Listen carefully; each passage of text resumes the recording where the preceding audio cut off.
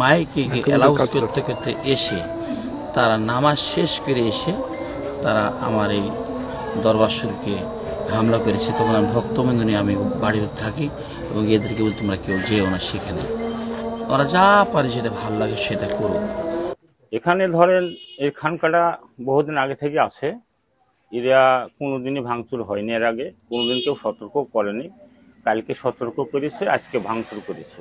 আর এখানে আপনার আল্লাহ বিল্লাহ নবী সাহেবের কথাবার্তা হয়, আর ওই শেষের দিকে যায় একদিন পরে একটু গান বাজনা হয়। সতর্ক করেছিল কালকে, তারপরে হয়তো কথা হয়েছিল যে না আমরা করবো।